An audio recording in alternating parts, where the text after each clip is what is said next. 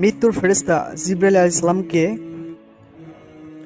আমাদের প্রিয় নবী হযরত মুহাম্মদ সাল্লাল্লাহু আলাইহি সাল্লাম একদিন জিজ্ঞেস করলেন, জিবরাইল, তুমি কি আমার উম্মতদেরকে জাহান্নামে জ্বলতে দেখেছো?